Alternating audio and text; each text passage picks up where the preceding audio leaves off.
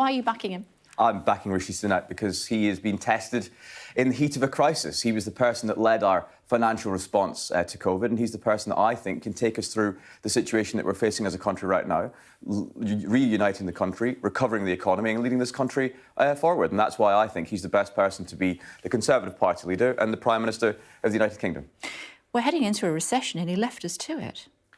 Left us to it. I mean, he has taken action to support the worst off in this country. I mean, He raising resigned. the threshold. He resigned. I think he resigned the actions that he saw as being indefensible in Downing Street, and now he's taking and the action that he took as Chancellor in terms of raising the threshold for national insurance, saving the average person in this country £330, taking £150 off of over 10 million people's council tax. I think that's shown by his actions that he can take the action necessary to support the British people through what's going to be a very difficult period. And now, in his plan to become leader, he's going to take action to get inflation under control, grow the economy, and then cut taxes. And I think that's what we need to hear. What's he going to do to try and win over Scots voters, though? Because traditionally, Tories don't do very well north of the border. Well, I'm a living testament to the fact that Conservatives can get elected. The joke is that there are more flipping pandas in Scotland than there are Tory MPs. Well, we've got 3 times as many Conservative MPs than we do pandas in Scotland. I got elected in 2017. We got 13 Conservatives elected in Scotland in 2017. Yeah, we fell back in 2019, but we're far and away in a better place than we were at any stage between 1997 and 2017. And I think that we can go on and grow that. And I think Rishi Sunak is just the man to appeal to Scots, not just Scots, to appeal to people all around the United Kingdom in terms of pragmatic, sensible approach to government, as he has demonstrated already as Chancellor of the Exchequer.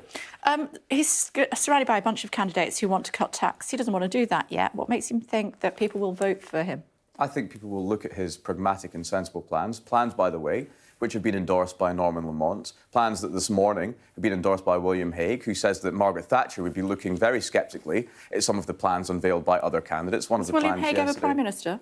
No, he wasn't Prime Minister, but he was referring to Margaret Thatcher, and his view was that she would be looking very suspiciously at some of these plans to cut tax. One plan yesterday that would take 2% out of GDP out of the economy, with no plan of how to replace that. I think it would be utterly irresponsible to borrow on the back of a new generation to cover what some of these people are planning to do now. And that's why Rishi Sunak's got this pragmatic and sensible plan to get inflation under control, to grow the economy, and then, yes, to cut taxes. All Conservatives want to see lower taxes. It's just a matter of Not how just we do that. Tories want to see lower taxes. Well, no, everybody in the country wants to see lower taxes, but only Conservatives actually ever deliver lower taxes. And I believe that Rishi Sunak's got the plan to see this through and Highest actually do it in a taxation pragmatic...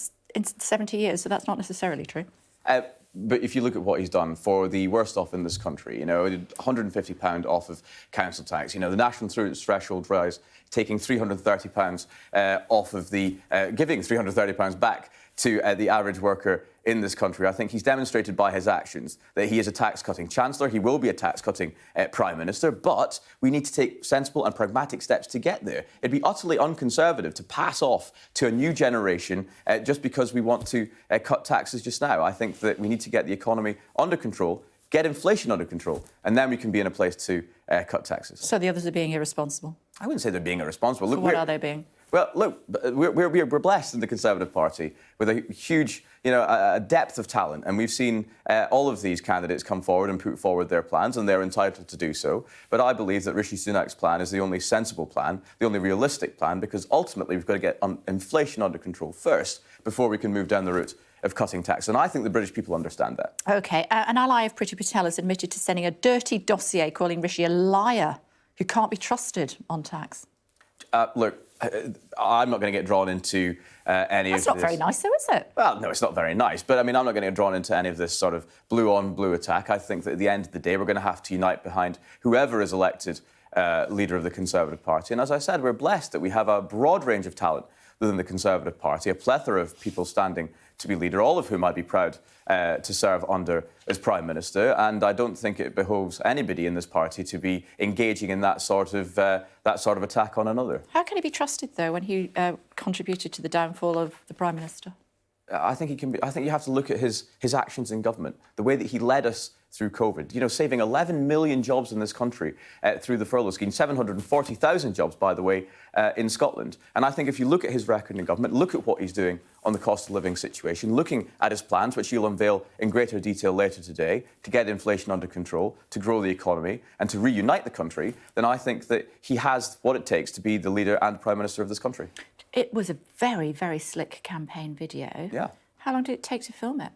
I mean, look, he was able to develop the furlough scheme within a matter of days in the heat of the battle against COVID. He's able to produce a video, I'm sure, within the same period of time. When did he start filming it? I mean, that's a question you'd have to ask him. But as I said, he's been able to... It's a good video. But when did he approach you?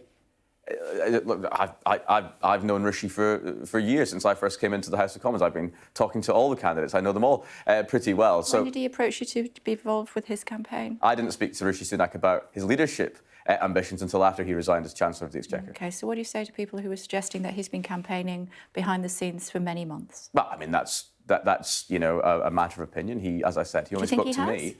I've got no evidence that is the truth. He only spoke to me about his leadership ambitions after he resigned as Chancellor of the Exchequer. Nothing wrong with that. I mean, fail to prepare, prepare to fail, they say. There's absolutely nothing wrong with it. And I think that the outgoing Prime Minister was planning to become Prime Minister long before he left office as Foreign Secretary. So there's absolutely nothing wrong with planning to become Prime Minister. I dare say there are people in the House of Commons who are looking in the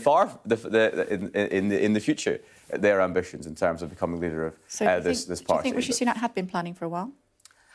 That's for Rishi to answer the question. As I said, he never spoke to me. You, what do you think? He never spoke to me about his leadership ambitions until after he resigned. Are you sure? Yes.